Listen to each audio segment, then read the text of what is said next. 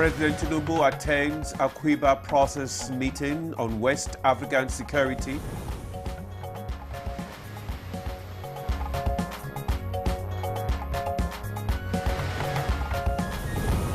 Federal government reaffirms commitment to resolving ASU issues, cautions against disruption of academic calendar.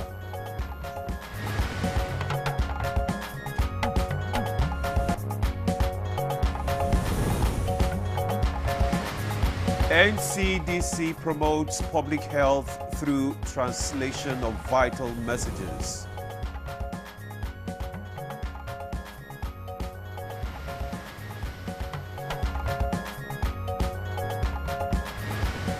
And on Good Morning Nigeria today, our focus is on the Anambra governorship election.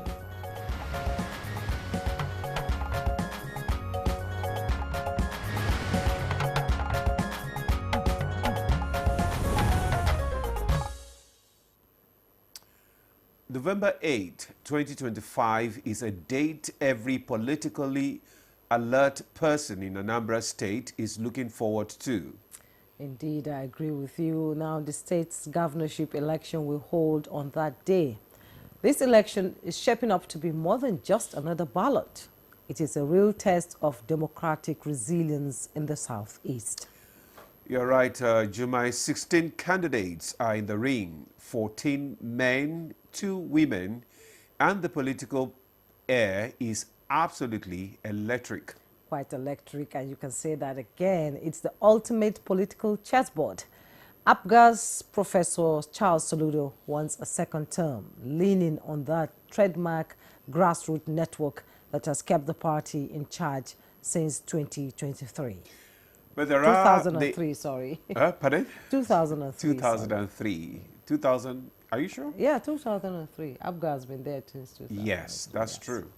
But here, the challengers, Nicholas Ukachukwu of the APC, banking on federal bank backing, George Mugalu of the Labour Party, who is riding the youth wave, and Obi Effect, and PDP's Jude Ezenwafo, hoping to rebuild a house divided.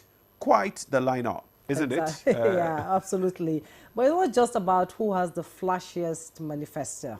Security concerns, logistics, and voter confidence are all in the ballot too. If INEC delivers a smooth, credible process, turnout could surprise us. But if materials arrive late or accreditation falters, we might see another low-energy poll. Issues there, and either way, Anambra 2025 is more than just a contest for power. It is a referendum on trust, leadership, and the future direction of governance in the region. Today, we will discuss issues in Anambra governorship election. Thank you so much for joining us this morning. I am Jumai Yusuf. And I'm Adimola Adeoye. I also welcome you to Good Morning Nigeria, the first in the week. We are live on the network service of the NTA. Newspaper review comes up shortly, but first the news with Mina Daniel. Good morning, Mina. Morning. Good morning, Ademola and Jermaine. Well, good morning, Nigeria. Here is the news. President Bola Tinubu has arrived in Rome for the Quiba process heads of state and government meeting on West African security. The meeting, co-chaired by Jordan and Italy, will discuss terrorism, cyber radicalization, and regional cooperation. President Tinubu will also hold bilateral talks with leaders on security collaboration and peace efforts. The Academic Staff Union of Universities, ASU, has directed all chapters to commence a 2-week warning strike from midnight Monday, October 13, ASU President Professor Chris Pewona said the decision followed the government's failure to resolve lingering university issues despite repeated engagements, stressing ASU's frustration with unfulfilled promises and slow responses. The negotiating table and discuss and resolve these issues with us. In the meantime, the Federal Minister of Education has reaffirmed government's commitment to resolving ASU issues through dialogue. Ministers Maruf Alausar and Suwaiba Ahmed said most concerns have been addressed, urging ASU to avoid strikes. They restated adherence to no work, no pay, emphasizing government's dedication to stability, welfare, and academic progress under the renewed hope agenda. A central bank governor, Governor Olayemi Cardoso, will lead Nigeria's delegation to the World Bank IMF annual meetings in Washington, D.C., opening October 13, 2025. Cardoso replaces Finance Minister Wale Edun. Events at the World Bank IMF annual meetings include development and financial committee sessions, regional briefings, and economic fora. Minister Doris Ozoka Anete will join discussions on global economy and development strategies. The Nigerian Center for Disease Control, ACDC, has partnered with youth organizations and language experts to translate key health information into local languages. Director General Dr. Jide Idris said the initiative will strengthen health awareness, bridge communication gaps, and improve public response to disease prevention and drug resistance across Nigerian communities. Using local language helped women express their experiences, to seek care and engage with healthcare providers more effectively.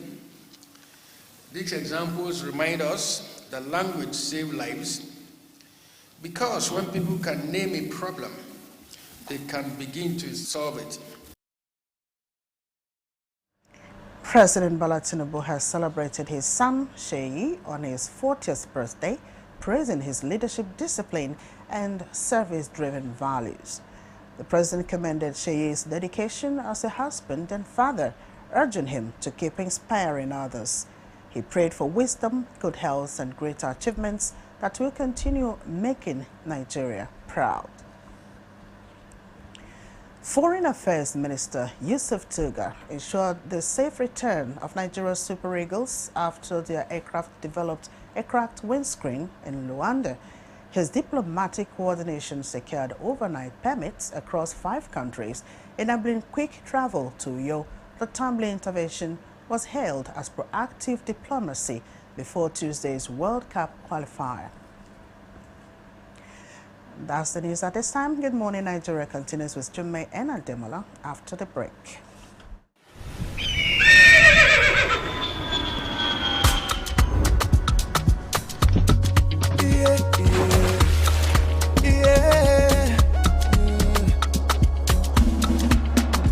From the Atlantic across the savannah to the Sahara, we rise, a land of the free, we know they tire. We dream great, our spirit is undying. Resilient, rooted like palm tree, we sway in colors, we turn dark into light, we make solutions, we ignite passion, yeah. Ethnicity is unique, we have more than destination. We are Nigeria, strengthening unity, we know they carry life. We are Nigeria, together live the dream of a land with great destiny. We are Nigeria.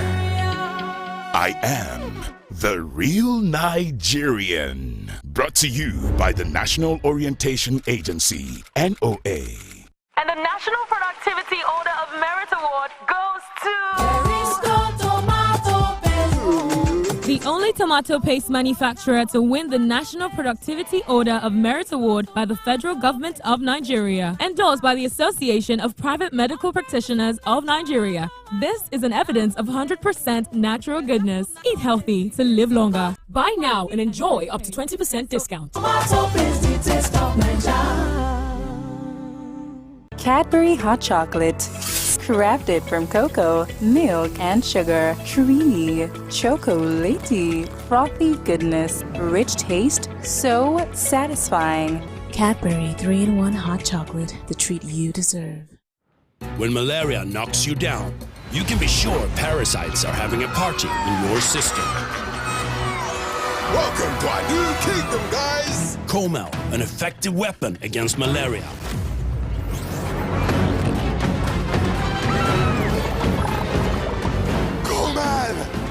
Attacking the parasite army directly to give you express relief and get you back on your feet effectively. Comel on. Malaria gone.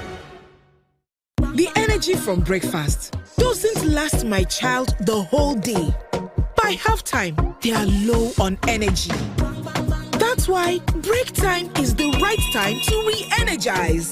It's that break time energy that helps keep your champ in the game. Pack the nourishing energy of Milo with a great taste into the lunchbox every day. Milo, energy to go further. Milo!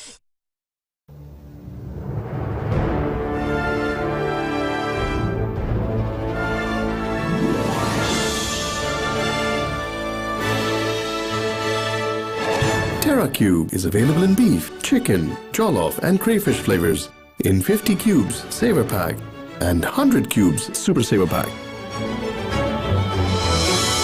TerraCube, unwrap joy, unleash taste.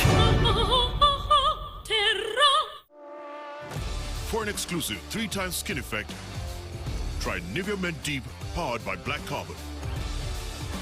For 48-hour deep moisture, a fresh skin feel, and a long-lasting masculine fragrance. Make an impact with Nivea Men Deep Impact Body Lotion. Try Nivea Men Deep Roll On for 72-hour antibacterial sweat protection. The world needs moms. With a splash of golden Terra oil, a mom can transform a frown into a smile. Change no thanks into yes please. Resolve family feuds without blowing a whistle. Providing tasty family meals is all that matters. Where there are moms, there is love. Golden Terra oil, pour pure love. What wakes you up in the morning? Is it the sunrise? Is it the alarm? No. It's your dream that wakes you every day. It's what drives you like a powerful engine. That's why you start strong every day with the rich, creamy taste of Nescafe 3-in-1, carefully crafted from selected coffee beans. You're on your hustle, and you won't stop until you succeed. Start strong, finish strong. Imagine lovely meals you can cook with these ingredients. You spend heavily, but no guarantee of a tasty meal. Not making a right choice of seasoning cube can ruin your meal, money, and confidence. For a tasty meal, do not compromise. Choose Gold. Use Terra Gold for the rich, consistent taste your loved ones crave for. Good for soups, stews, and jollof. Terra Gold. 1 cube, endless possibilities. You're watching Good Morning Nigeria, and newspaper review is up.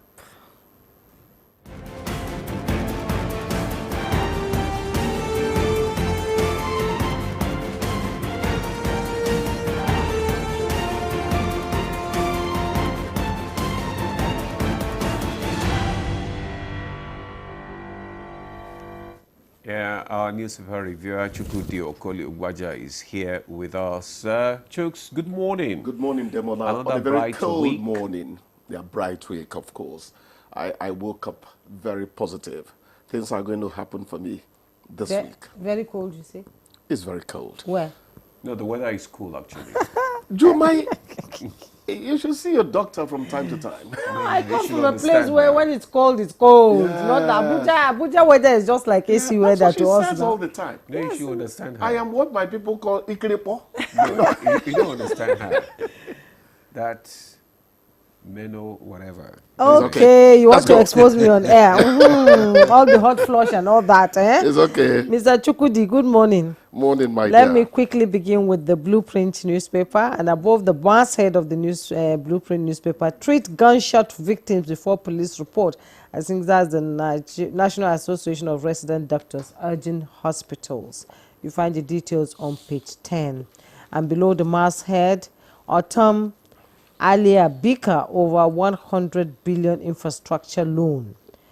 and it's on page 17. And in sports, Super Eagles arrive Uyo after aircraft scare. That was indeed quite a scare for Nigerians. Thank God they are back home. And just by the picture story here, Yakubu reforms laid foundation for credible polls. That's attributed to INEC. And staff, 50 staff attacked under ex-commission bus. And the headlines: Presidency, why 2027 is not yet Southeastern. That's attributed to the Minister of Works, Umahi. Outriders list critical multi-billion ongoing projects. And PDP risks total collapse in region if Mba joins APC. That's coming from Okechukwu. And FG to defiant ASU, your 2-week strike no longer justified, says all concerns already addressed. Want to know all about that? You go to page 8. And at the bottom plate, Fitch reaffirms Nigeria's B rating amid declining inflation. Find the details on page 22. Global trade expands by 500 billion naira in HI 2025. That's a report not attributed to anybody now. 2026 Hajj, Saudi releases health advisory to intending pilgrims. It's on page 20.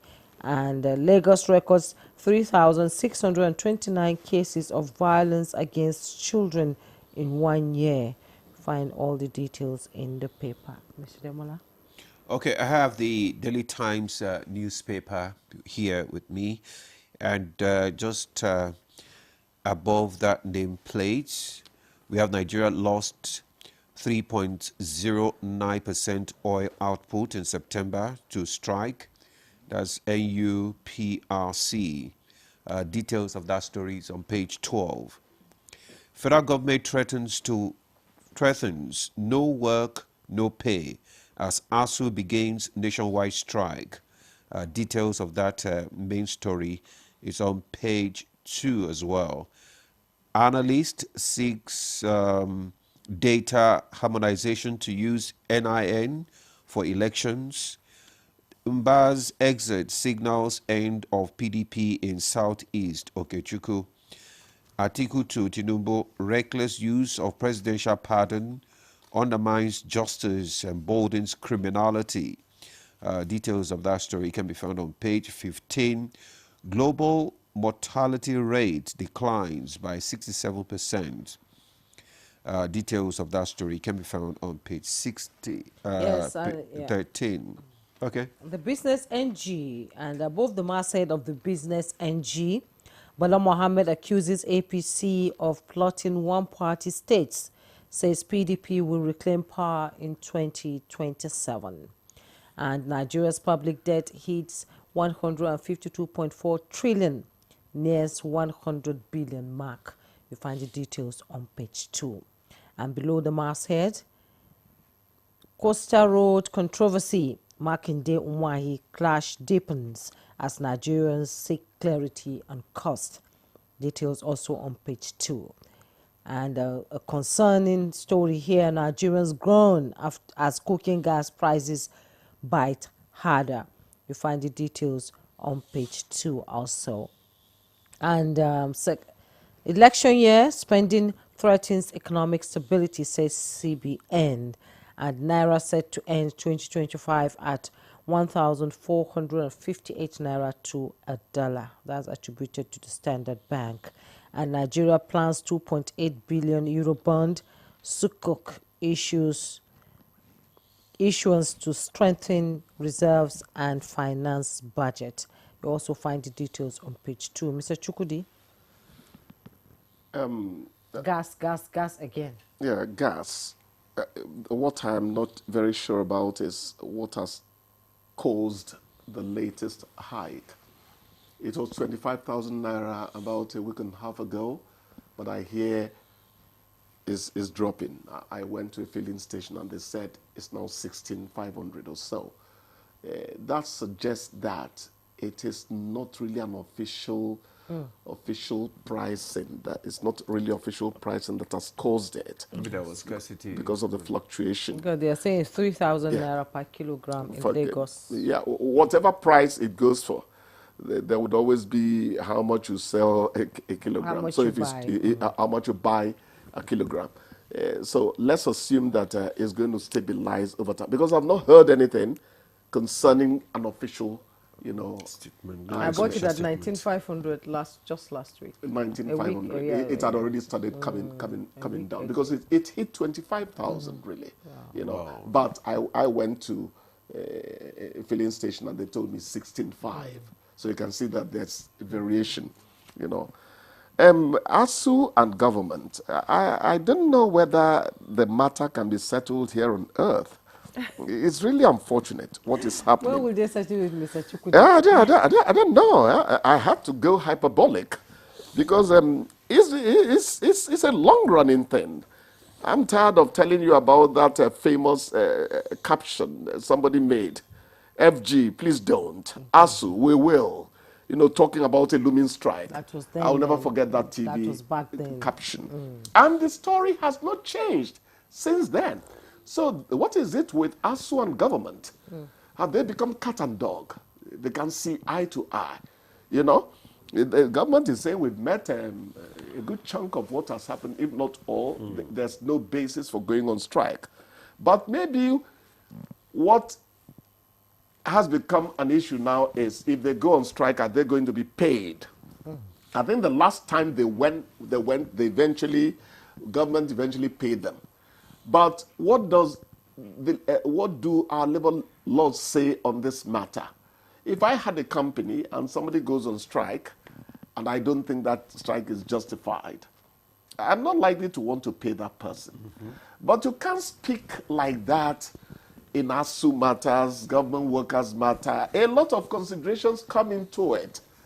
When you're dealing with federal government institutions, federal government workers and all that, concerning strikes and all, there are a lot of colors between black and white. So there's a lot of compromise. Exactly. It is not you do this, I do that. It doesn't work that way. But whatever it requires to resolve this, it's about time. This has gone on for just too long. If I were an editor, I'll begin to ask myself whether it's worth putting in my news anymore. That's what I'm doing now. And state universities won't go on strike. Private universities won't go on strike. Exactly. They won't go on strike. It's the federal universities. And our children will stay home. No. Sometimes the state universities. Sometimes they have started pulling out of late. State universities do join. Not all states. Exactly. That is part. Not the private. That is part of the reasonable autonomy we are asking for. You don't hear that an institution went on strike in the UK and the other ones will go on in other parts of that. It doesn't really work that way. I think we need to mature out of certain things. I'm not arguing against ASU. Neither am I saying government to have done so well. The way it is, we need to be objective umpires, arbitrators between them, because we want the matter to come to an end. Umahi is saying somewhere it's not the turn of the Southeast, when it gets to 2031, if the APC... 2031. 2031, if the APC is still there, we don't know how politics will pan out. He says it is then that the Southeast would... and I'm telling him the gentleman's agreement in Nigeria would kick in. Then in 2031, if President Ahmed Tinubu is lucky to continue, somebody is going to tell you it's the turn of a northerner, so this is my theory. I don't know. I don't know how... North and South. Yes. And for Nigeria, the way I'm not one to... The Kennedys ruled America for so long, and not one American said it's coming from one family. They don't think like that. The Bush. Do we have good water? Do we have good education? Is our military still doing? It is still an African thing. That's why I tell you that clannishness, tribalism, ethnicity is a major I was contender. going to say that because they've gone past. Exactly, they've gone past those days. And they don't care whether one family wants to die in the White House over there. What they look at is the merit. The merit. Are they providing what we need? They don't even And begin to America think like that at all. America first. Yes. You know, You come from anywhere you can. It doesn't matter to them. Become anything. So Africa is still maturing. I don't know whether Africa can ever mature out of that thinking. No, we will. Because Africa is a clannish arrangement. No. We'll get there. Are you sure? It will take time, but Which African country has got there? It's okay. What do you mean? Demola, I like your optimism, but sometimes I want us to erect it on very viable grounds, you know. It's okay, no problem. We're just laying the foundation now. We're building the foundation. unless we remove ethnicity. I know many foundations ethnicity, we have been laying since I was in primary school. Unless we remove ethnicity, religion, and tribe That's from the our point. politics, that is the way we can move That forward. is the But point. as long as we say this is from the north, look, I don't care if Nigeria is going to get better. If you come from Congo, I'll vote for you. I don't care where you come from. I hope you understand. But as long as we say he is our own, no, it must go to the north, it must go to the south, it must go to the east. It's It doesn't make prehistoric. sense. It's prehistoric thinking. Yes. If we have a dazzling northerner, a dazzling southeasterner, a dazzling northwesterner, somebody from the north southwest, for crying out, put that person in Aso Rock. We are interested in the utilities you're giving us. You Well, know? we saw what happened in. We I think saw it's what the problem happened. of trust now. Yes, we saw what happened in the 2023 election with Obi making a headway. Oh, yeah. So Oh, I yes. think the thinking is beginning to change, especially with the Gen Z and the Gen It's- Alpha. yeah. They don't care where you come from It as is- long as Nigeria will work. Yeah, I like that. I like the comparison, or Yes. rather the memory you brought up. Obi really did a lot. He I did, don't know he whether did. he still has that clout, whether he's retained Maybe it. somebody else will come with that Yeah, cloud. We but don't- it shows that things could happen. I hope I it agree happens with in you. my lifetime for me to be able to see a Nigeria where That there's- is why yes. you have to be optimistic. Yes, I am optimistic, but still, as long as Godfatherism exists, well, we'll be talking about that on our discussion. Can you later actually today. do without fatherism in this? Yes, part other of the people world? do it.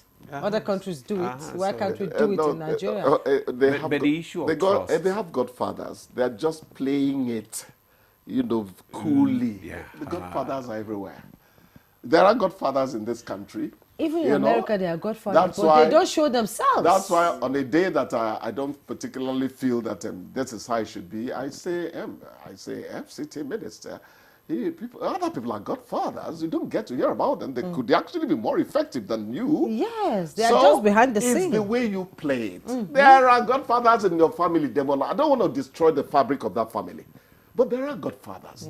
There are people preferred over other people. And they are Even that- self-made people too at the same time. Exactly. So maybe a self-made man will rule this country. In my lifetime, I can't wait to see it, actually. Is there anybody that is self-made? Yeah, of course. Somebody will have to God push made you. him. Somebody- God is the Godfather. He wants to start an argument that the entire Good Morning Can Nigeria you- belt would not handle. Is there Leave this man anyone alone. that is self-made?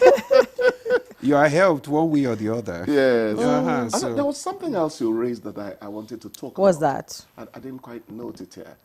Anyhow, I think... Is it the Yakubu's reforms, laid foundation for credible apples? No. It was actually I think you mentioned something on the pardons also. No. Okay, you it's didn't not mention here. that. Well, we thank God our Super Eagles arrived to Nigeria safely. Yes. They gave us quite a scare over the Yes. weekend, actually. Yeah.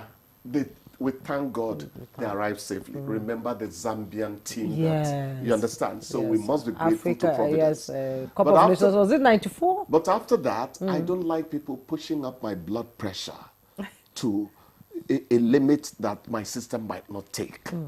I don't know why Nigeria cannot easily qualify for World Cup. There are abundant talent in this country. It is time to do a replacement chart for those Eagles that play for you, for us. Did you watch the match? I saw it. I saw oh my it. goodness! I saw I it. was hearing the screams from I saw my it. neighbors, They but didn't I really- didn't. I was they didn't really- watching wrestling. They didn't really do instead. badly because They were look, careless Lesotho at the back. Yeah, no, the back line. You know, Very they are not watching Arsenal. That is their problem. They need a back line. They need a back line that works. You know, I've been talking well with him. After I want to end on a after note like of Uche Ogechukwu, Charibu West and all that, our wing has become very weak. Yes. Our wing, the Nigerian wing has become very weak, and it's just easy for them to pass through. I'm not one as of long those, as the wing is weak, I'm not one of those the who defense think that cannot hold. everybody must be imported to play for us. You started well. Really, they should watch Arsenal because Arsenal gives. Thank you. Best. Well, we'll take a break now. We'll return. Let's after squeeze this him in. conversation. We'll go for a break now. Bye-bye, Mr. Chukwudi. You are digressed. So we'll go for a break now. When we return, the conversation will continue. Stay with us. The energy from breakfast doesn't last my child the whole day. By halftime, they are low on energy. That's why break time is the right time to re-energize. It's that break time energy that helps keep your champ in the game. Pack the nourishing energy of Milo with a great taste into the lunchbox every day. Milo, energy to go further. Milo! In today's fast-paced world, staying ahead demands peak performance from our bodies. Like never before, our bodies need an optimum supply of essential nutrients, and Supermalt supports our daily nutritional needs. Supermalt has 20 essential vitamins, minerals, and natural extracts for overall health and wellness. One Supermalt a day gives you energy and vitality, improves your mental performance, and supports your immunity.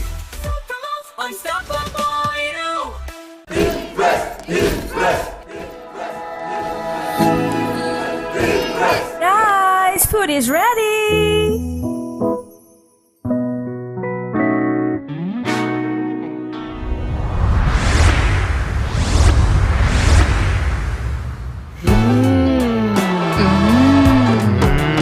Suitable for jollof rice, stew, spaghetti, and yam portage. Cooked to impress. What wakes you up in the morning? Is it the sunrise? Is it the alarm? No. It's your dream that wakes you every day. It's what drives you like a powerful engine. That's why you start strong every day with the rich, creamy taste of Nescafe 3-in-1, carefully crafted from selected coffee beans. You're on your hustle, and you won't stop until you succeed. Start strong, finish strong. No buy am! But why? No see say this big bull bag of rice no get the new big bull holographic seal? Not true! Introducing the Big Bull Holographic Seal Tape, your favorite authentic Big Bull rice, 50 kg and 25 kg. Now with holographic seal tape. This is to ensure you get the premium product from Big Bull Rice. Do not buy if the holographic seal tape is not on the bag or is broken. Big Bull Rice. Tasty rice nourished you. Nivea Black and White Deodorant, now with 72-hour protection. But what does that mean? 3 cities in 3 days and no fear of sweat and odor. 120 dances with skin as smooth as the moves. Sweat, stain and odor protection. Nivea Black and White Deodorant. Skin is for embracing life. Nivea is for skin. Good, tasty food is worth living for. Worried about your oil every time you enjoy your favorite meal? Introducing Smart Balance. Smart Balance rice bran oil is rich in gamma oryzanol. Several studies suggest that gamma oryzanol may contribute to the reduction of bad cholesterol. Golden Terra Smart Balance oil. Good food, no worries. You're watching Good Morning Nigeria, and to push our conversation on issues in Anambra election, here's a background report put together by Timothy Yusuf. The upcoming Anambra State governorship election on November 8, 2025 has raised concerns about the tone and direction of political campaigns, with some politicians deviating from issue-based campaigns. For instance, the feud between Governor Charles Soludo, who is also the governorship candidate of the All Progressives Grand Alliance, ABGA, and Senator Uche Ekwunife, a deputy governorship candidate of the All Progressives Congress (APC), has exemplified the trend of resorting to mudslinging, insults, and personal attacks. Their exchange of words has devolved into personal attacks, with Uche Ekwunife questioning Soludo's personal hygiene and Soludo doubting Ekwunife's academic credentials. Such rhetoric not only undermines the dignity of the office, but also distracts from pressing issues that require attention. Political analysts believe that such verbal sparring matches have far-reaching consequences like eroding public trust. Many also believe that verbal assaults can create divisions within the community, making it challenging to address common issues. In the meantime, 16 candidates are vying for the governorship seat, representing different political parties. 2 political parties have nominated female candidates: African Action Congress (AAC) and National Rescue Movement (NRM). 6 political parties have female running mates: Accord, All Progressives Congress (APC), Action People's Party (APP), Boot Party (BP), Labour Party (LP), and Zenith Labour Party (ZLP). The candidates' ages range from 36 to 71 years. The election will be held across the 21 local government areas of the state in over 6,000 polling units. Overall, INEC has a crucial role to play in promoting decorum in campaigns. The Commission has therefore cautioned political parties and politicians, as well as their supporters. By promoting decorum, politicians can foster a more respectful and constructive electoral environment, ultimately benefiting the people of Anambra State. Let's now join our guests in the studio for more. Thank you very much, Timothy Yusuf, for that background report. Issues dominating discourse at Anambra, off-cycle election coming soon. And we have already guests who are ready to discuss these issues. Well, in the studio, in no particular order, is Ezenwa Nwagu, Chairman, Partners for Electoral Reforms, who also is a birthday boy. Congratulations. Happy birthday to you. That was yesterday. Yesterday, right. I didn't bring the cake. So you're welcome. Good to have you again. All right. And who's next is Mazi Jide Ojo, a public affairs analyst. Jide Ojo. He's also celebrating 35 years of media. Is it 35 years? 35 years. 25 or 35? 35. Awesome. Congratulations. It's a pleasure. So Mazi, you're welcome. It's a pleasure. Thanks for the title. One Nigeria. And also joining us via Zoom from Gogolada in the FCT is Dr. Abdurrahman Abu Hamisu, researcher, political scientist, and public affairs analyst. We thank you so much for joining us.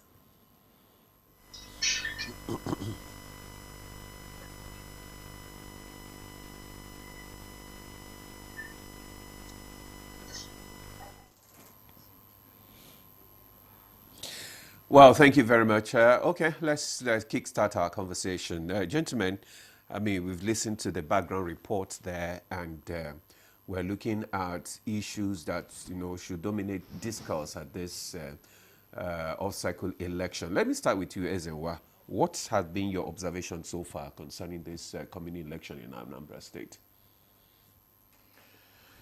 Well, I think Anambra,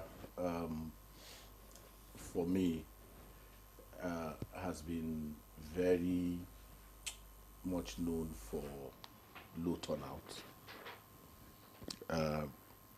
It's never exceeded 30, it's never come to 30% at any point in time. And especially the last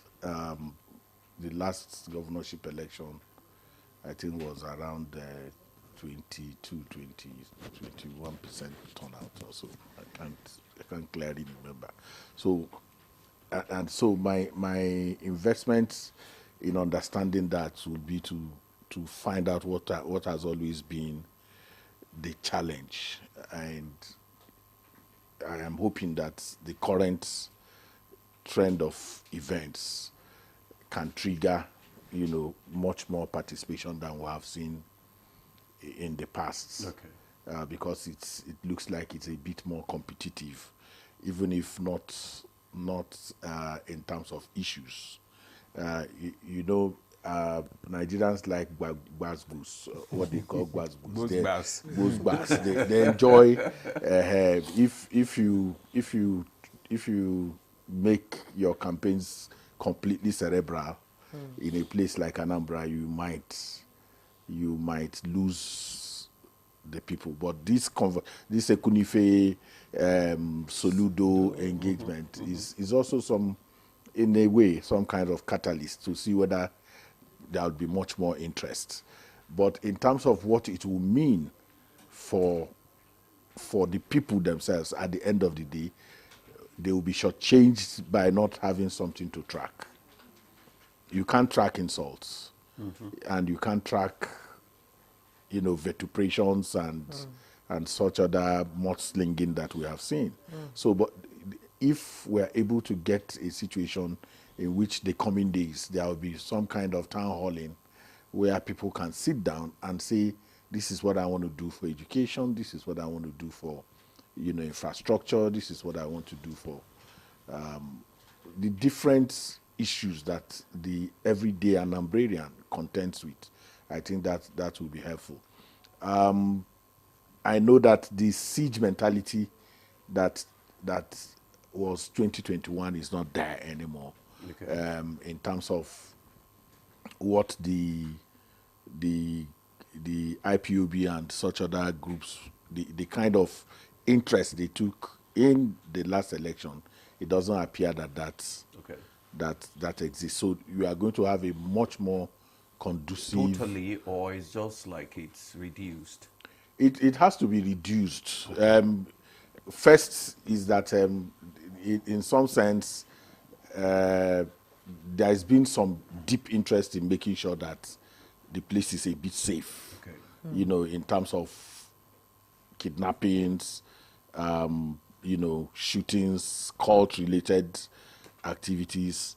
But the siege mentality that I talked about was really, really fierce. Yeah. If you were part of the Anambra of that election of that period, where you're on radio, some of us who had radio programs in Anambra, you were insulted and then threatened that, and then when you got to Anambra, you saw that the number of security agencies outweighed the number of people who were coming to vote. So, but I don't think that. I think there's a relative peace in the town, and I hope they can take advantage in the state, that they can take advantage of it to cast their votes, and also not just only casting their votes, but centralize issues that have to do with the well-being of the greater percentage of Anambrarians. Okay. Well, so it all boils down to fear of, fear. That's why they're not coming out to vote. Now, let's bring in Jide Ojo into this conversation. Why does the Anambra election matter so much? Not just for the Southeast, the state, but for Nigeria itself. We have a new man at the helms of affairs at INEC. It's a litmus test for him, don't you think? Yeah, thank you, Juma. Good morning, Nigerians. It's a litmus test for Professor Joash Ojoamupetan. I don't know whether it will have been confirmed and will have been inaugurated by November 8th, but be that as it may, there's an acting chairperson in the person of Mrs. May Agbamuche Mbu, who will, in the absence of Professor Amupetan, will still coordinate the affairs. And by the time Professor Mamu Yakubu was exiting, bulk of the work has been done. It's barely 3 weeks to the elections. I think they should be talking about training of ad hoc staff, or concluding the recruitment of ad hoc staff, then training, and then deployment. But nothing new for Anambra to offer. One thing that I think Anambra has been in the news, if you recall, from 1999 Anambra people have shown political dexterity of sort. Remember in 1999 we have Umba Dineju as the governor, who didn't win a second term, was booted out to the extent that even his party did not give him a re-election ticket because of his woeful performance, or supposedly woeful performance in his tenure. He had to go to AD to contest in 2003, and that was when Ngige came in. And of course, you remember the Ngige saga. Peter Obi, Chris Uba, Chris Ngige, Godfather Godson, which dovetailed into litigations that eventually got Peter Obi his stolen mandate, and then Peter Obi did 8 years, and Obiano did 8 years, and now we have Soludo. Whether people will reward Soludo with a re-election, left to be seen. But you know, Anambra gave Nigeria, if the history of off-cycle governorship election in Nigeria started in Anambra. So because of the issue of tenure of the governor, when Peter Obi came in, when Ngige was removed by the Court of Appeal and Peter Obi came in, and you know, Peter Obi also faced impeachment, reinstatements. Anambra also gave us the first acting governor, female acting governor. So Anambra is one thing about Anambra politics, which is very interesting. Is Anambra state is known as a state of commerce, and a state with the highest number of billionaires in Nigeria.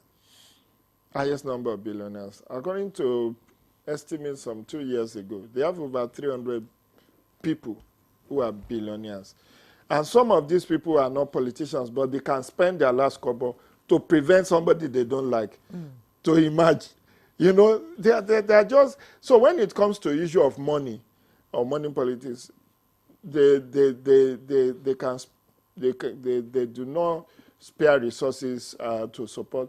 But you see, one thing that the dynamics that have changed, which Chief Ezenwa talked about, is that unlike in the last election where election could not hold in Ihiala and one other local government, Udemile, Ihiala, we may not see, because of the very prominent, that was when we were having sit at home, when IPOB was still very powerful, and the military had to be deployed to support the civil authorities to conduct the elections. The situation has been very calm now. And if you also look at what Professor Charles Soludo as governor has done in terms of security, since the beginning of this year, he has given the security agencies some support to be able to deal with issue of insecurity. Kidnappers have been rooted out. If you are caught involving kidnapping, your house will be pulled down. Then some of those juju priests who are doing charms for were all rounded up. And from what I heard, the governor said, you said you have chance to make people disappear. So you are under arrest. If you are able to disappear, we will not look for you. So we will know that your charm is potent. So they didn't disappear. But we don't know of any who has disappeared.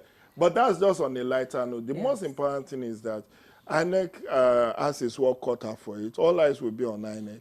And the dynamics of Southeast is coming. One thing about Anambra, too, which you must not fail to mention, is that that's the only state where All Progressive Grand Alliance has held sway since the time of Peter Obi. From Peter Obi down to Willie Obiano, down to Soludo.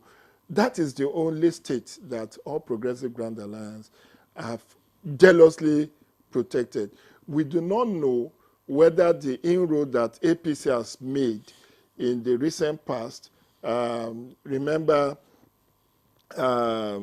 we now have people like Chris Ngige in APC. We have Ifeanyi Ubah that died, who was also nursing governorship ambition, has already crossed to APC. Nicholas Ukachukwu is the governorship candidate of APC, was previously in other parties, PDP and all of them.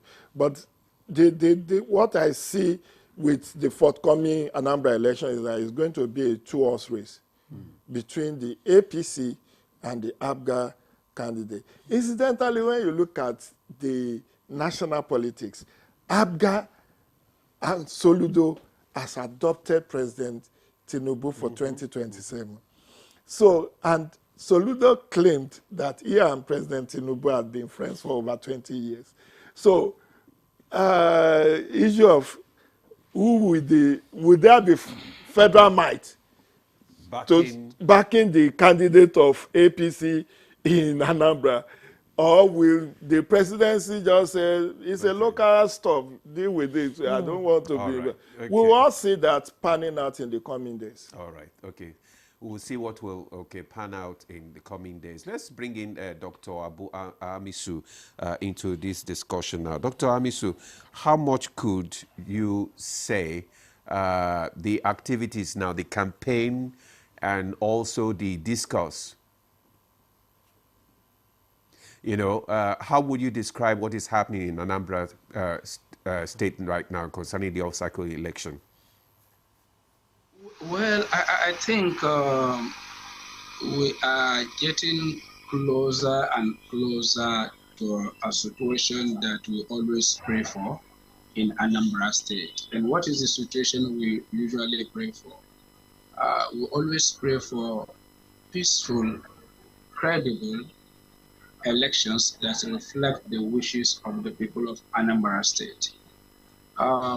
Remember before now, in 1999, we have the influence of the Godfathers who decide everything, and they are the voters, they are the people that conduct primaries, they are the people that conduct the main election to select those that represent the people of Anambra, whether the people of Anambra likes it or not.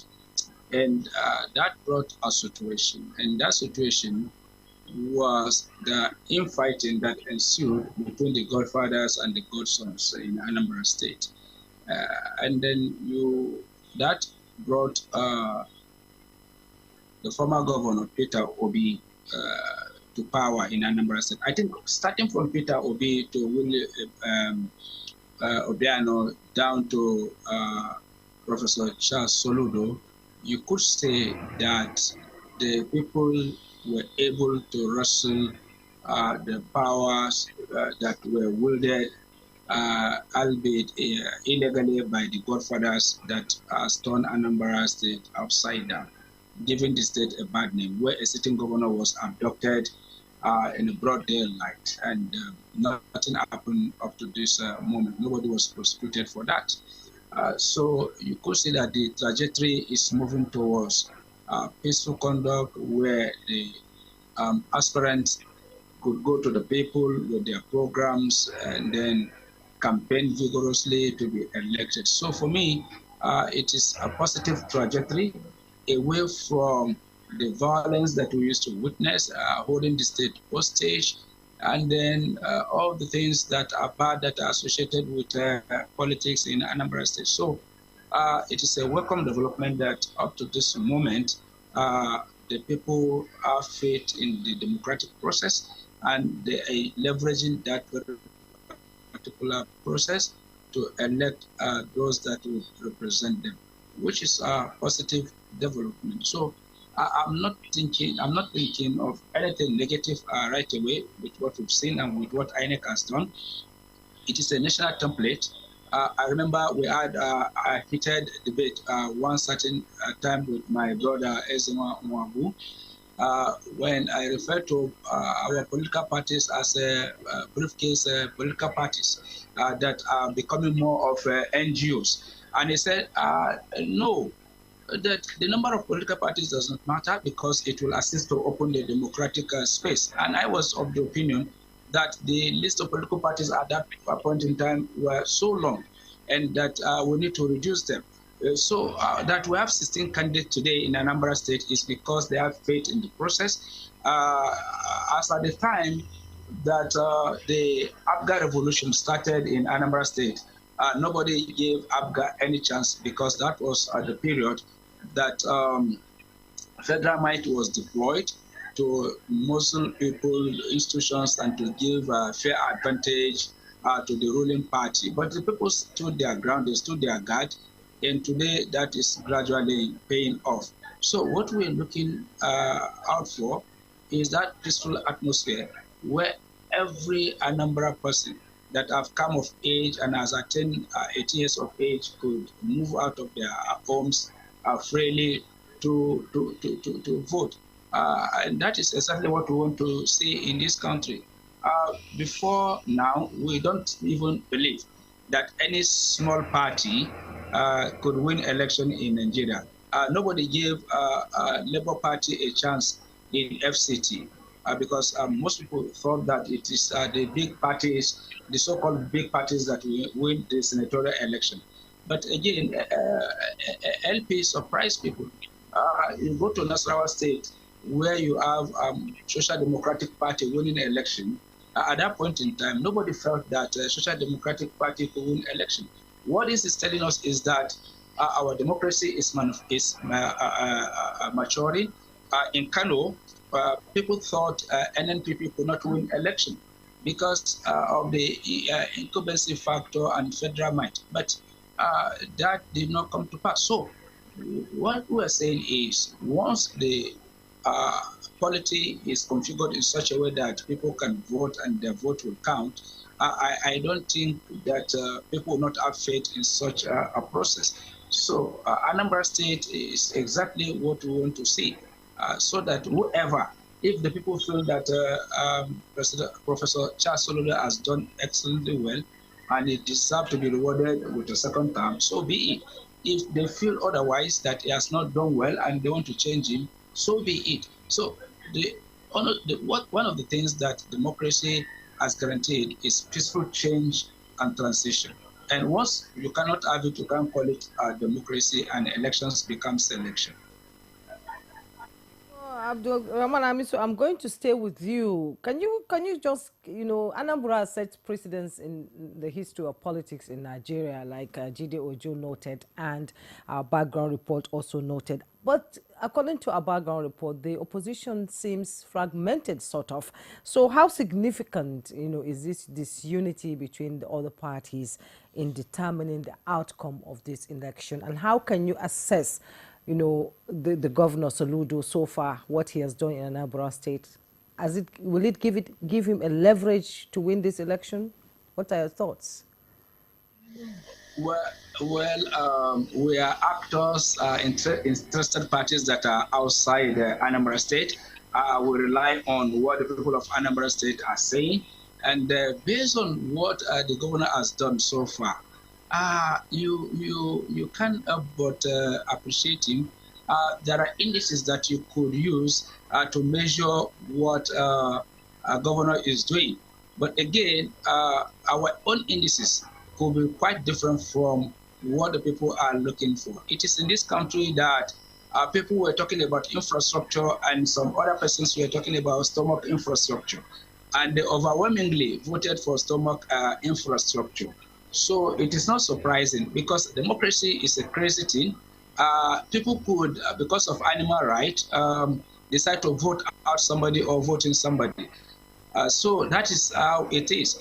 But in terms of security, in terms of violence, there are platforms that people are celebrating that in the last 3 months or 2 months, that guns have been silent in Anambra State, which means that the people are concerned about peaceful conduct, and that the usual gunshot that is being heard in Anambra State is an aberration, and people are concerned about that. And they're celebrating that for the first time in the history of Anambra State, the guns have gone quiet for some time now. And they credited the governor for that. They credited the governor for infrastructure.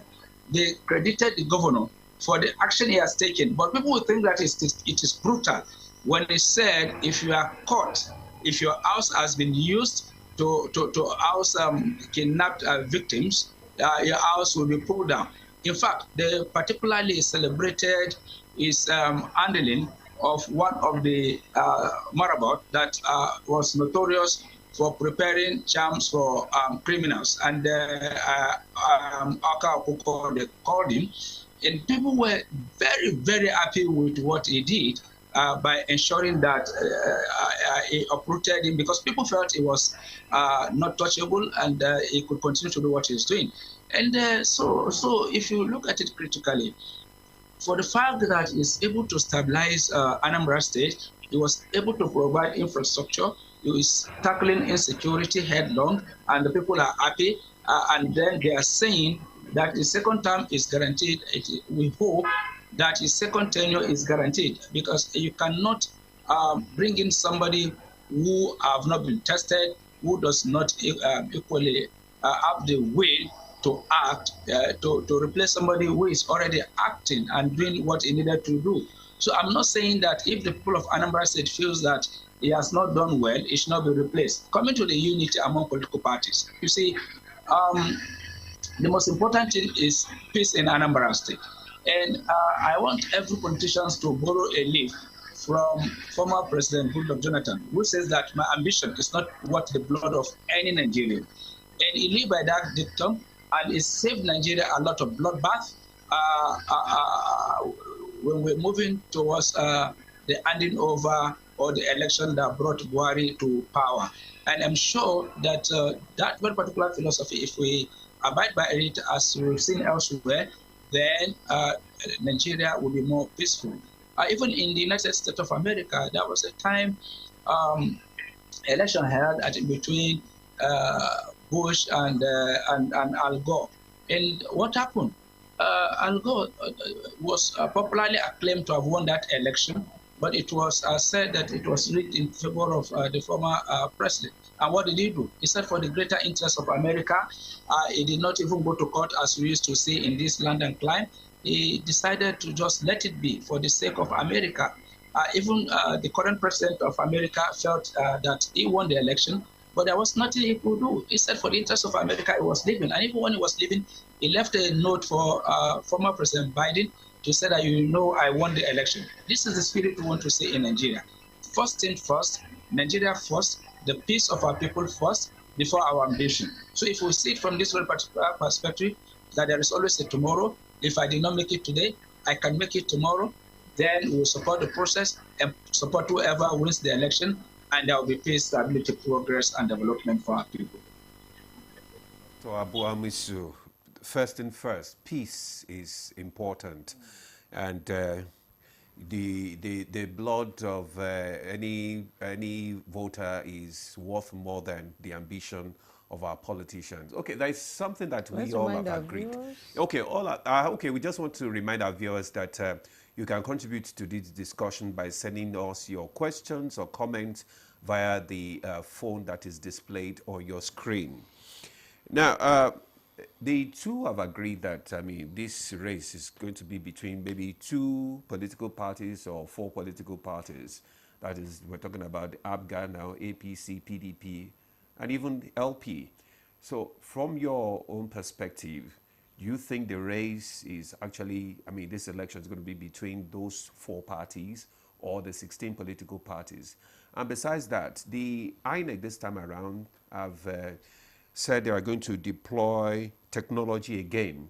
Do you think that will also help in, you know, encouraging people to come out to vote, to cast their ballot this time around? So, I'm much more interested in process than outcomes, and I've trained myself over a period of time to stay with process. The election is, what makes election what it is that it is unpredictable. So the 16 political parties are equally footed to get into the government house. So what we will be interested in seeing is how much level playing ground is available for all the 16 political parties that have, that are going to be vying for that office. Number one, we are seeing very clear underhand engagement in terms of media and access to the media. If you go to Anambra, political parties are being asked to pay humongous amount of money to put up billboards. And it's running into, I hear, close to 50 million. That singular action is an attack on media access and visibility for everyone. So we need to challenge incumbency in its use of the media and not creating that level playing ground for every political party. So that's important for me to underscore. And the reason of doing that is that we have seen in Nigeria, in Imo State, for instance, at some point where the dominant political parties, out of their own internal issues, lost out to what you would call a marginal party at that time, PPA, the Ojus Okalu party of that period. So yes, so we need to be a bit nuanced in how we also play, because there's also a thin line. No matter how much careful you are, you can advantage one party over the other through positive comments, which itself will be altruistic. It doesn't necessarily mean that, but you are in a period where people are looking for advantage, and somebody can take, the views of a respected public commentator like Jide and take a small clip and say Soludo is the magic, and that is not. That's just what I think. But let us just piggyback a bit for Anambra. In 2021, the INEC state headquarters was touched. Half of the place was burnt down. That was a signal to the kind of violence that was unleashed for Anambra.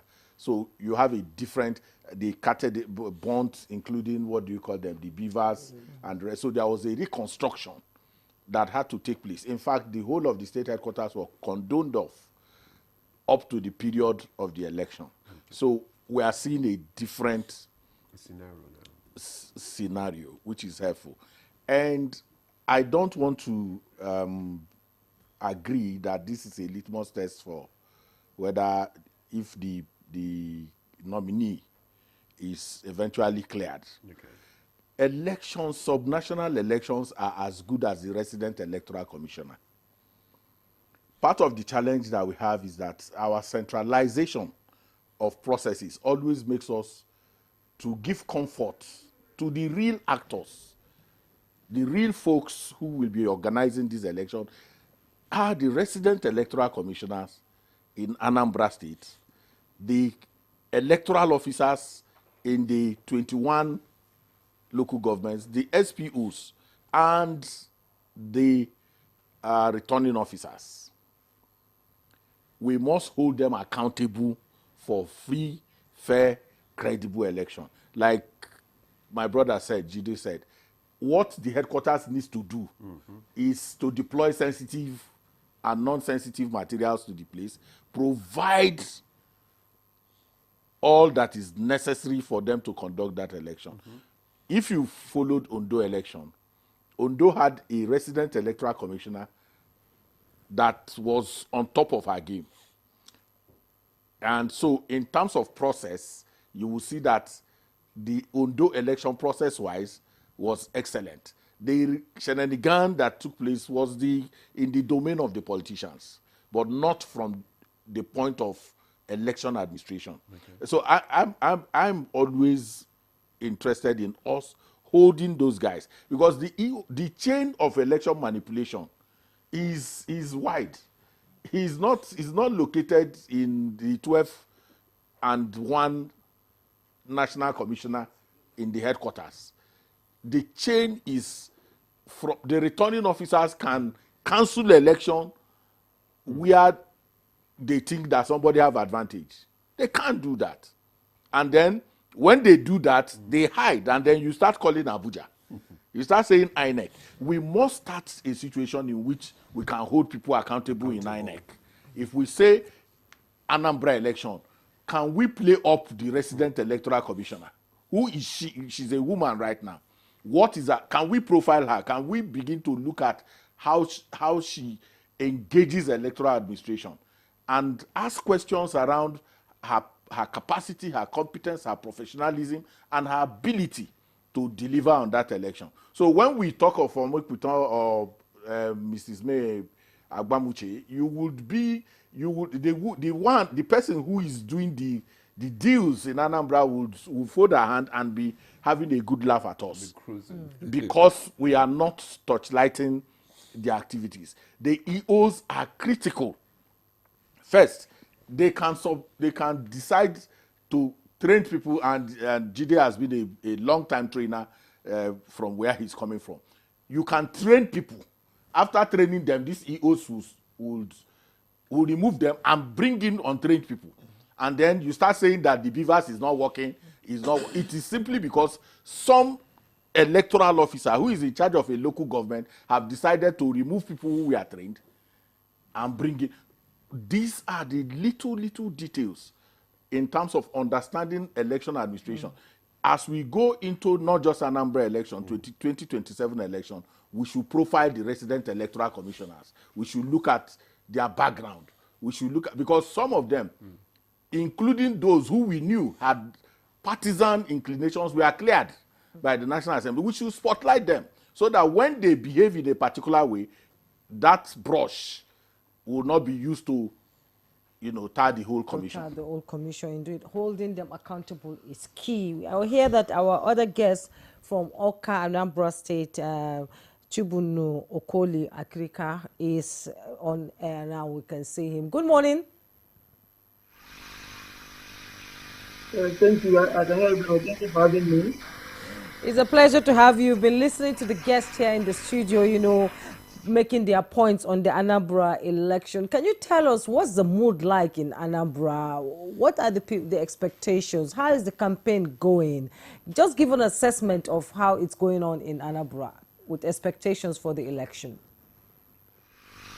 Well, the truth is that the upcoming November election in Anambra State, will certainly be like another election. The politics is very tranquil. The people, the electorate are being energized and mobilized. The political parties are also upping their game. Simply put, I would say that the Anambra State, everything appears to be set for the election. All the political parties have been going about, playing in accordance with the rules.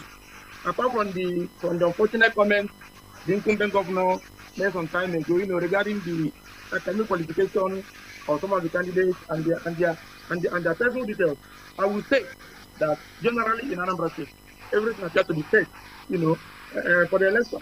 And the political parties are ready. In Africa, we have the incumbent governor, Professor Charles Soludo, with his mantra of solution and oral case. For political party, we have the gentle giants, Dr. George Morgan, who has been preaching the political gospel of recovery agenda, which appears to be reconnected with Anambrarians. For APC, we have Chief Nicholas Okajuku and the wonderful amazing lady, Senator Uche, preaching that Anambra State is broken and they are ready to fix it. Then for ADP, we have the gentleman there, John Wolshu. For YPP, we have the Devon and Open Paul Chukuma. So I would say that the Anambra electorate, is being presented with an avalanche of wonderful candidates to choose from. But at the end of the day, the problem begins and ends with INEC. And what is most prominent in the politics of Anambra State is not violence. What's most prominent in the politics of Anambra State is not preparation. That bad actor vote buying. So I would say that what INEC should do now is to place a procedure that will minimize, that will checkmate, if possible, totally eliminate that evil act of vote buying. Because by the time you have a situation where people vote, they ought to vote secretly. But they are now voting openly. And they now show the party agent or whoever is there for the political party who they voted for. And they go out there and are settled. It's not in the best interest of our democracy. So I would think that the upcoming November 8 election, it will offer INEC the opportunity to correct that anomalous situation that encourages vote buying.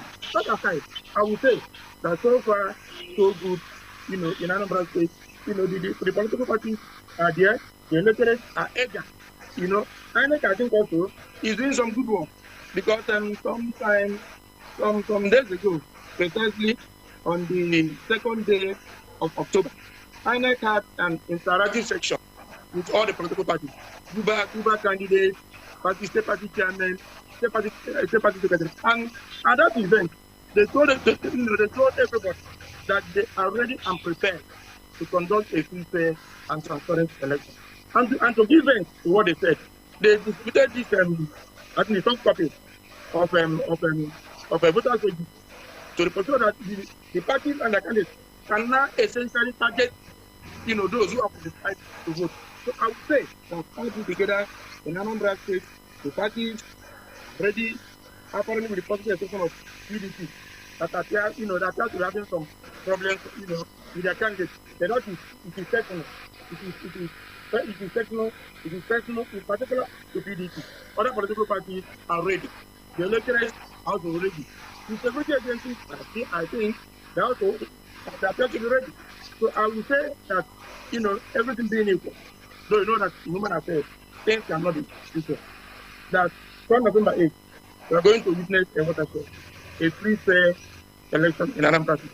Provided INEC places a procedure that will reduce to the barest minimum the unfortunate incidents of vote buying.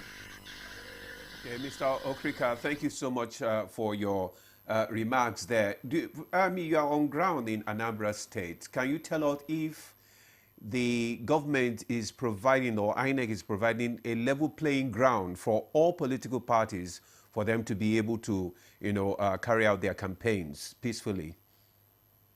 Well, the truth be told, like I said before, so far, so good.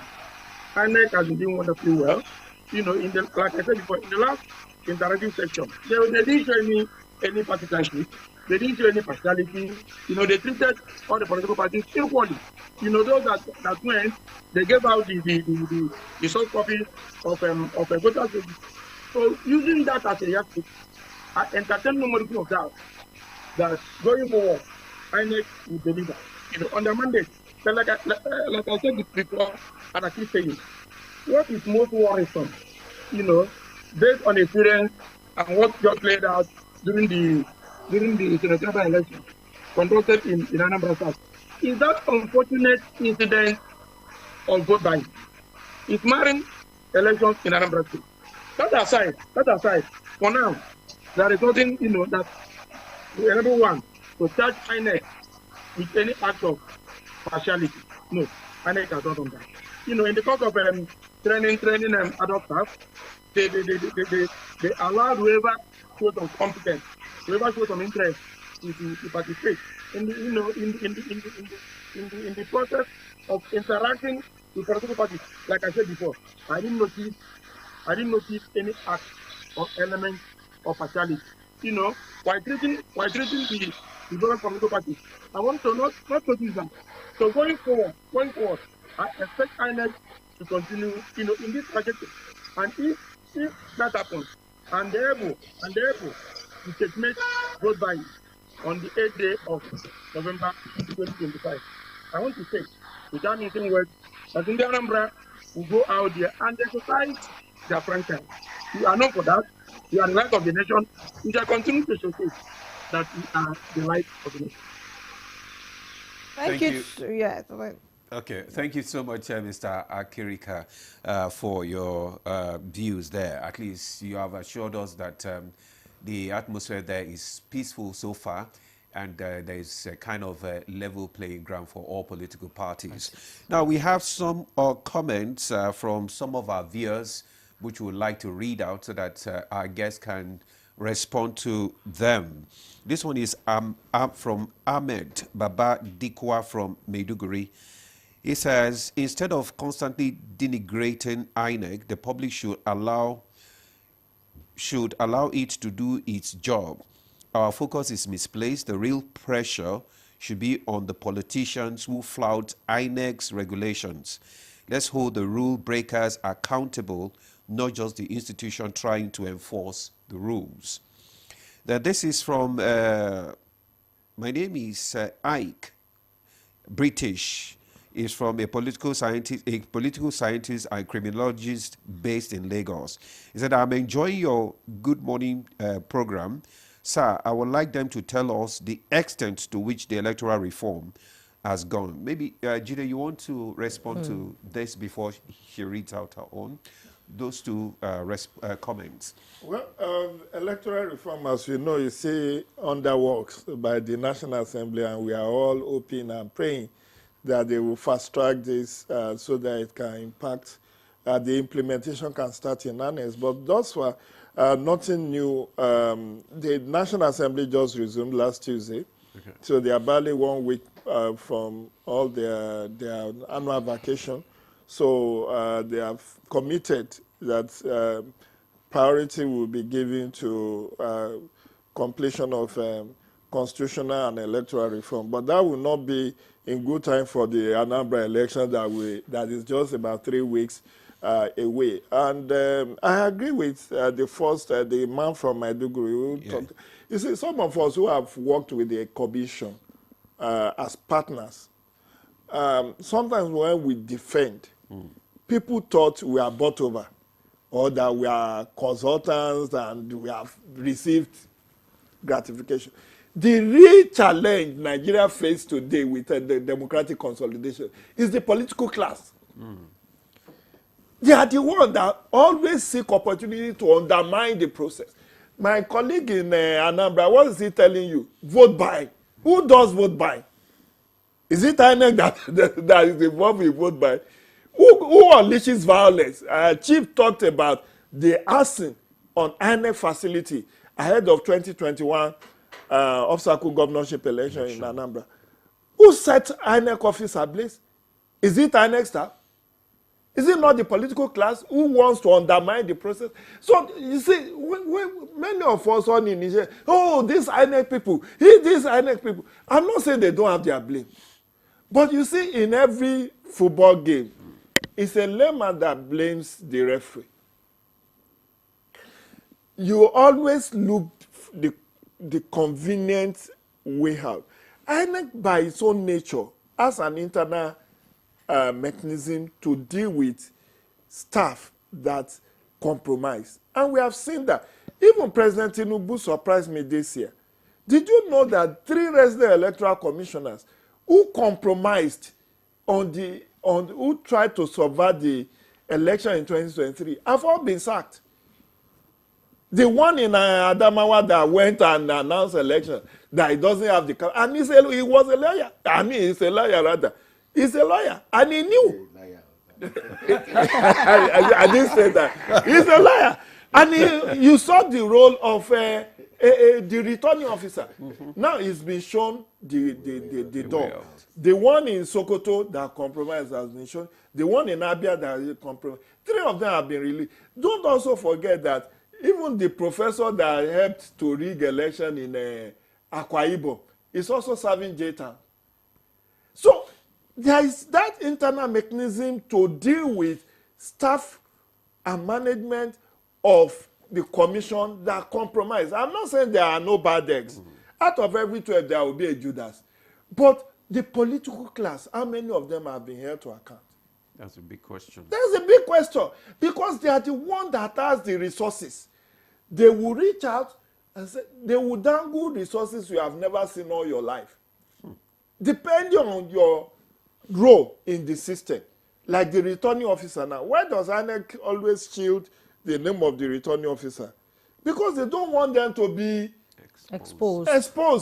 Because, and usually they will not, INEC will not appoint a returning officer from the state where the election is holding. So like this Anambra now, they might bring somebody from Kogi, they may bring somebody from Abia or from Imo to come and be the returning officer. And that's part of why INEC took, before 2010, it was INEC resident electoral commissioner that also doubles as returning officer. If you recall the Ayoka Adebayo saga in Ekiti State, but when Professor Jagake, he decided to take that responsibility so that he insulates the staff of the commission from that onerous task of being a returning officer. And that is why today they appoint an academic, a doctor, a professor, usually vice chancellors of the institution, to come and be the returning officer.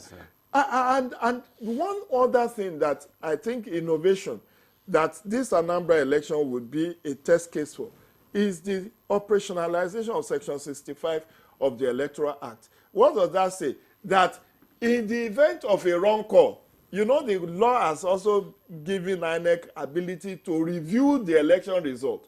If there is a wrong call by a returning officer. Section 65 says within 7 days of holding that election, INEC administratively can review that. And now, before the exit of Professor Mamu Yakubu, they have now decided to come up with a guideline for how to do that. And the task has been given to resident electoral commissioner, returning officer, and INEC staff that has to do with, when this guideline was issued early this year, people were saying, oh, they should give the candidates that road, polling agent. But INEC knew what it was doing. If it gives the contestants opportunity to say, we want the result of this election reviewed, even somebody who did not win or who did not do well will seize the opportunity to stall the process. And that's why the commission, in its wisdom, decided that if there is a wrong call, like somebody making wrong declaration of result now, the resident electoral commissioner, the returning officer, because there is a possibility that the returning officer was put under duress. Somebody. Well, I don't know whether Adamawa was put under duress, but we have seen situation in Kano. There was a professor in Kano who was put under duress to make a wrong call in one of the house of rest where there was violence and killing, and the man was put under pressure. He made the declaration and said, this person won. I won't mention. But after he left the scene, he wrote to say, I made this declaration under duress. And INEC now declared that election inconclusive, and they had to go and do a supplementary election. Of course, the person who was declared under duress eventually won, but INEC has done its own work by declaring the result inconclusive. So the political class is whom we should appeal to.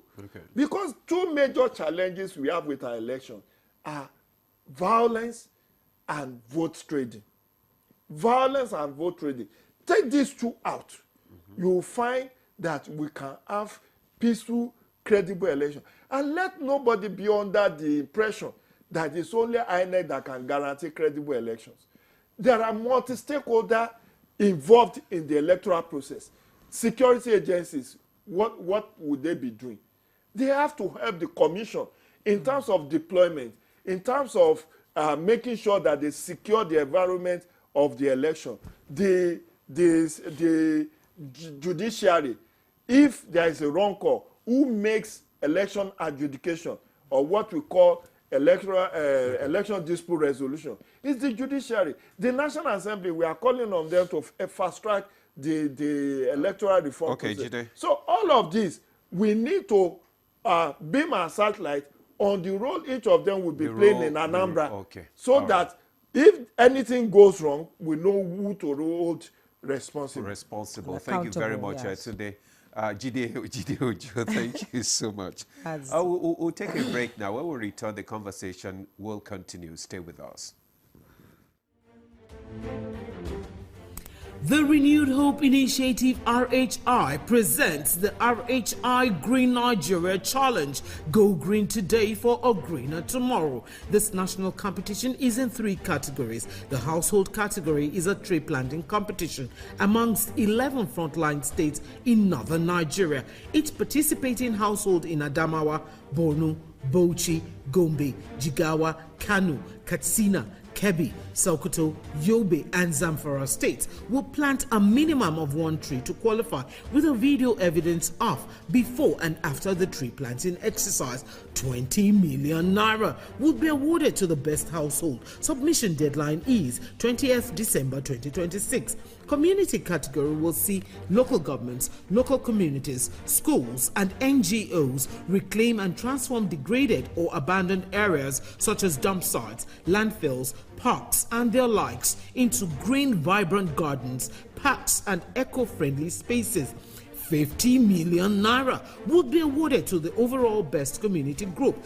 Deadline for submission is 15th July 2026. State category will have all states of the Federation and the Federal Capital Territory, excluding Enugu State, have a chance to address the growing threats to environmental sustainability and cleanliness. States will be judged based on the number of trees planted on major roads and inner streets and how clean they are. 100 million naira will be awarded to the best performing state. Already, Enugu State has 100 million naira for being RHI's model green state due to its greenery and cleanliness. Video evidence must be submitted by participating states on or before 20th December 2026. All entries must be directed to RHI Office, State House, Abuja, or email rhi.greenchallenge@statehouse.gov.ng. RHI Green Nigeria Challenge. Go green today for a greener tomorrow. Welcome your host, Bisola Ayola.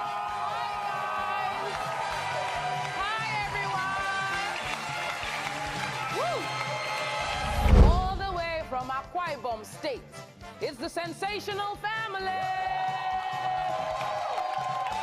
Woo! And all the way from Benue State, it's the TWC family.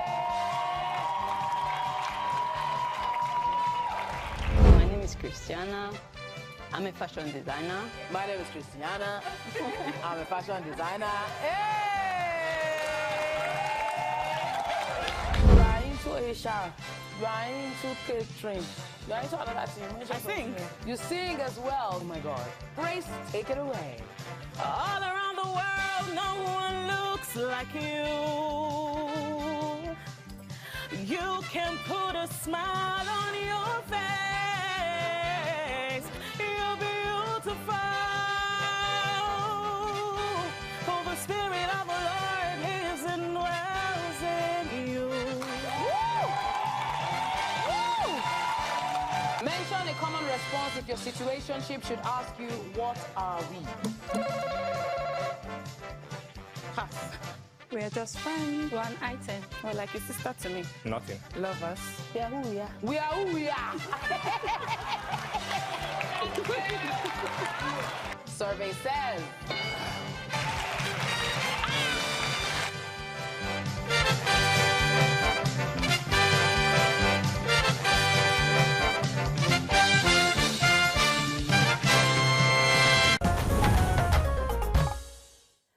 You're welcome back, and you're still watching Good Morning Nigeria. Now, before I go to Dr. Hamisu, let me read some of the comments that came in so that he can respond to them. Let me begin with Arabika Inde Paul from Life Camp here in Abuja. He said, "Good morning, Nigeria. I am not surprised but disturbed by the trend of our elections campaigns, especially when issues are neglected but irrelevant matters take the center stage. I don't really care about gender percentage, but let candidates present their manifesto." Lastly, the low turnout can only be erased with accountability of candidates when elected. And another one said, INEC deploying technology in election in Anambra, will it work? It is what we have been hearing without seeing the benefit of it. Can that stop malpractice and manipulation? There is no name to that. Please, when you're sending your messages, send in your name too. And Chike Dim from Wari Delta State said, our nascent democracy has continued to thrive despite some encountered challenges in the process. Hopefully, it will get better. Anambra State off-cycle gubernatorial election is next in line. Presumably, it will be a two-horse race, this time between the incumbent ABGA and APC. Labour Party is no longer a force to reckon with after the recent internal wrangle that wrecked the structure of the party. We, the indigents of the state, are optimistic, but there will be free, fair and credible election devoid of crisis come November 8th in the state. We expect all and sundry to be in good conduct during the period of the election as we await who will be the next to take the mantle of leadership in the state. Chike Dim from Wari Delta State. Dr. Amisu, you're going to respond to this, and we've been talking about the big elephant in the room, and that is vote buying. And we all know that there's no election without that happening, even with arrests that we've seen in other off-cycle election and other elections across the country. How can Nigerians, through awareness, be able to understand that vote buying takes away your rights as a voter to vote who you want to be voted into office? Okay.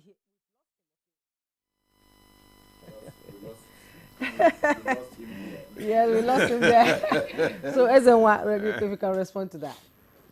Well, this vote buying is a response to institutional reform. It's the politicians' response to institutional reform.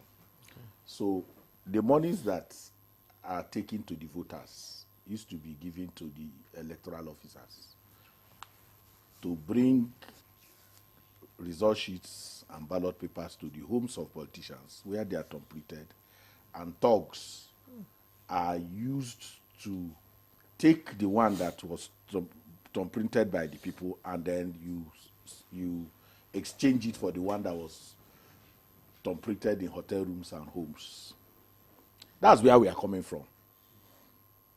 Now, when this same INEC returned power to the voters in a way that even when unscrupulous INEC officials hawk solutions to politicians, the politicians now know that you have to come to the polling unit and vote. They decided to be taking the money to the voters. And INEC responded to these politicians again by saying, don't come to polling units, if you remember, yeah, with your phones. With your mobile phones. Don't come to the place with your mobile phones so that you don't snap what you voted.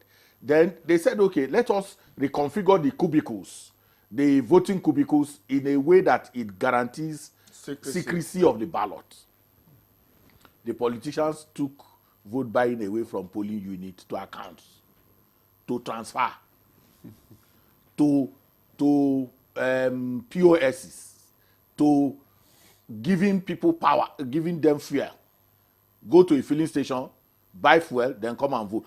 The incredible ingenuity, negative ingenuity of the Nigerian politician, we are not putting it out to our people to see. And that's the challenge that we have.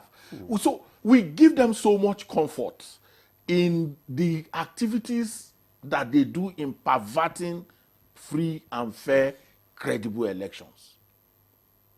Every response that you see, every attempt at guaranteeing free, fair, credible is subverted by the politicians.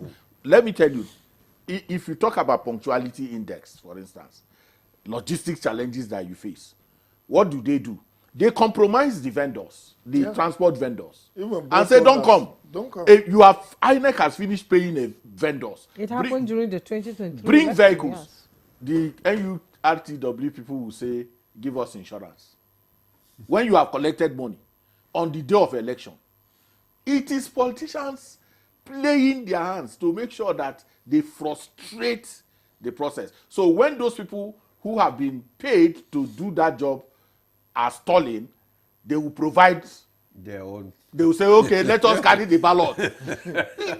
These things are known to everyone. They just do these things. Now, what do? For the security agents, because the nature of our election is that you have to escort these materials. If they penetrate that area, on election day morning, police will be doing marching. By 8 o'clock, they will be in their district doing marching. People who are supposed to go and escort materials, they will come to the polling unit by 9 o'clock. And you say, oh, INEC did not deploy. When Jide or myself say, this is what is happening, they say, no, you are defending INEC. Let us stop. These things, you have to engage it in a practical way to be able to understand the dangerous, very dangerous things that politicians are doing in our electoral process. The next thing they do is that they will not have party agents. They will not bring party agents to the polling unit or sufficient party agents. Because you are talking about technology. I'm responding to whether technology will work. So, election, broadly speaking, in Nigeria is manual. It's not technology. The infusion of technology is part of what this commission has done. But it does not take away the fact that after accreditation, which is done in a way electronically, every other thing you do up to results is manual. When this happens, you now get a copy of the results and give to the politician. His party agent will take, because we must re-emphasize this for people to know. You take a copy, manual copy, and hand over to a party agent. You hand over to police, security agents, 2 results. Before you now upload, even before that, what is uploaded is the form E60E. That one that is pasted on the wall for everybody to see. Right? You will have finished, upload it, then this presiding officer will snap a still photo and send to the IRF. A viewing, if you call it IRF, you confuse people. A viewing portal. Underline viewing. Result viewing portal, not collation portal. Now, the politician, through his agent, has his result in his pocket. He will keep that result in his pocket and then start shouting, they did not upload. And he already has the result. He has the result. Or supposed to have the result, because you have a right to have a polling agent at the unit. So if you don't have a polling agent, what I expect to see in Anambra and anywhere is for PDP, APC to call Jide, call Jumai, call Oga and say, come to our district to come and see our results that we mined from our party agents represented in the 6,000 polling units in Anambra State. So don't talk about whether what is uploaded by INEC. Don't place emphasis on that. That is to enhance INEC's transparency and the integrity of their results. And for scholars and journalists and interested parties who want to see Anambra election later to go to this viewing portal and get these results. But the politicians, before you can upload anything, they should and ought to have their own results. Their indolence, their inability to have a collation process with which they can compare is the challenge that we have constantly faced in terms of technology. So you give the impression that you have a collation process that is real time. It is not real time. It is a viewing, underlining. It's not for collation. It's not for collation. All right. Okay, thank you. Thank you, Hazelwa. Thank you so much. Okay, let's just take this one more comment, and so that Mr. Okoli Akirika can respond to it. It says, good morning. Conducting an election in Anambra shouldn't be a rocket science. If all parties and the ref, which is INEC, play according to the rules and regulations, Let people decide whom they want, not manipulating and forcing yourself into power. Dr. Akerika, you want to contribute to the comments ongoing? Yes, in all honesty, I agree with some of the comments. When we talk about the electoral process, I'm a lawyer and a politician, but I don't want to appear partisan in this discourse. When we talk about the electoral process, the Electoral Act and the various INEC regulations, have in place the procedure that ought to be followed. We cannot totally discount the importance or imperatives of technology. But in Anambra State, I don't think the issue of election collection, is so much an issue. Anambra State is noted for being very peaceful, before, during, and after elections. The most important problem or challenge facing the electoral process in Anambra State is that of vote buying or vote trading. So I want to say it for the opting time that INEC should, as a matter of fact, deploy so much energy to contain or checkmate that particular incident. Having said that, I don't think that I will have issues with distribution of electoral materials. Rather, we may have issue, going by experience, with timeliness in Anambra State, either because of the topography or some areas. Electoral materials from experience oftentimes get there so late.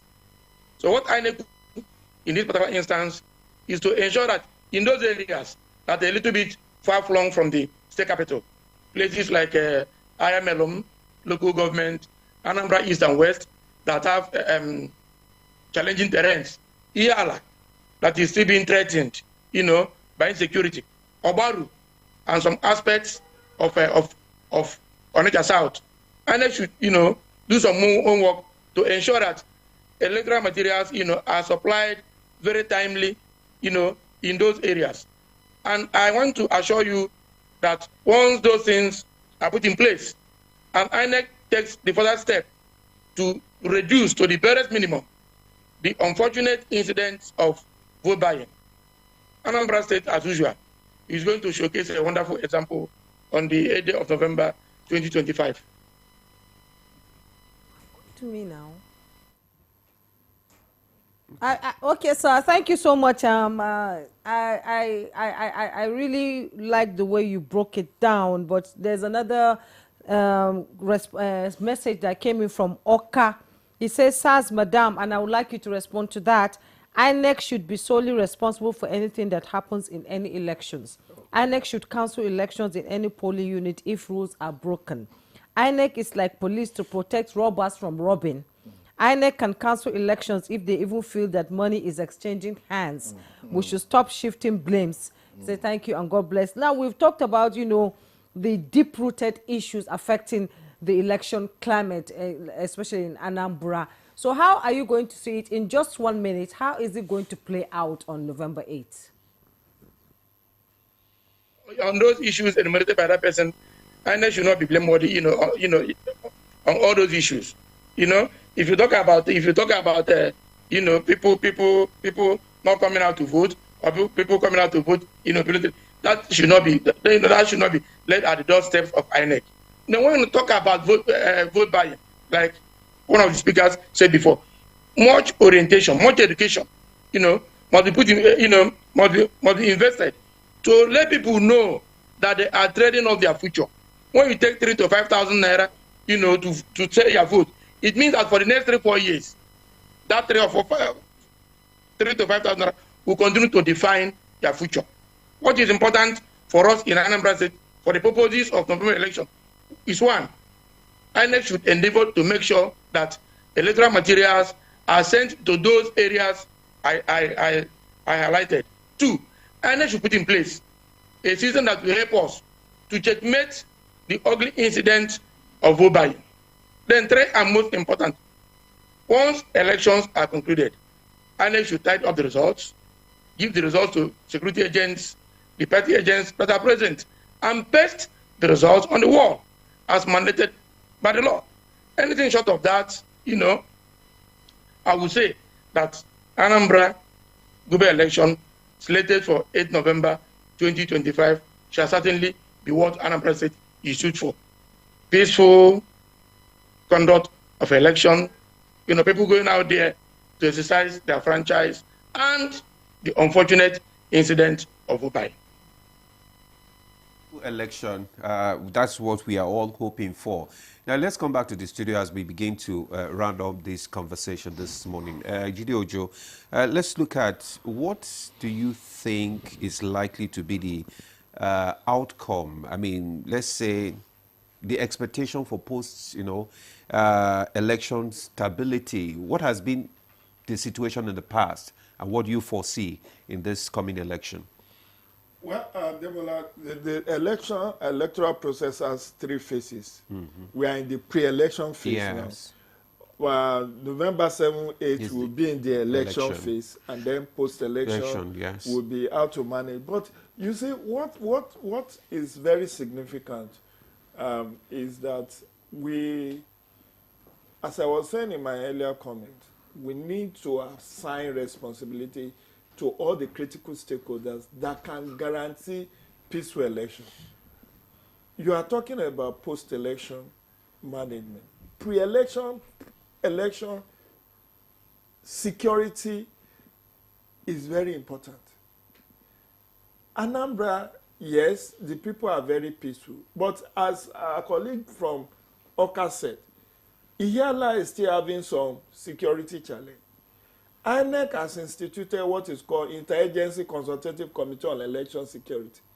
This is the time for them to swing into action. Make sure that they do security mapping. All the hotspots, likely hotspots, they should take out the bad boys in those environments so that people can have interest to come out. Chief Ezenwa talked about, Anambra being notorious for low voter turnout. My brother in Oka was talking of vote buying. It's a paradox that there is money to give you, but people are still not coming to collect the money. Because if the issue of vote buying or vote trading that we are trying to elevate is such an issue, and people are poor, and people want free money, they should come out. Then we should be seeing like 50%, 70% voter turnout.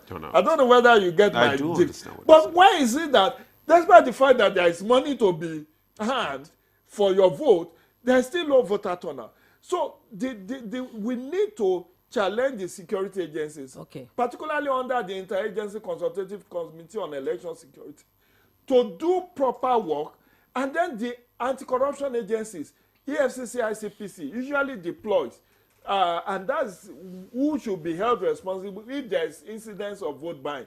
Because INEC cannot abandon its core responsibility of conducting election to be chasing after who is paying for vote or not. Jide, I have to pause you there. Let's bring in Ezenwa. What factors would likely decide this election now? In 1 minute, please. What would decide the election will be the determination of the people to reward or to punish. They can reward the incumbent or punish him and bring in new persons. So the power lies with the voters. But in closing, vote buying is a crime. INEC does not have a police. The police, the security agencies have a responsibility to enforce law and order. And part of their responsibility is to do what Dr. Okrika is talking about. They are the ones to create an environment in which vote buying will not thrive. And so if they shirk that responsibility, let us talk to the vendors. All the vendors, the NURTW should be responsible so that there will be timely, deployment. If they do that, we will be able to then have an election that can worth the while for Anambrarians. Thank you so much, Ezenwa Nwago, Chairman, Partners for Electoral Reforms. We appreciate your contributions to this conversation. Jide Ojo, a public affairs analyst. As usual, it's been a pleasure. Mazi, to have you in our studio. And also Dr. Abdulrahman Habuamisu, researcher, political scientist, and public affairs analyst, who joined us via Zoom, but the Zoom network went haywire. Thank you so much for contributing to our conversation this morning. And from Oka, Anambra State, Chubunna Okoli Akirika, a barrister at law and political analyst. We all appreciate you, gentlemen. Thank you so much for coming on Good Morning Nigeria today. And that's Good Morning Nigeria. I am Juma Yusuf. Do have a wonderful day. And I'm Ademola. Do have a lovely day.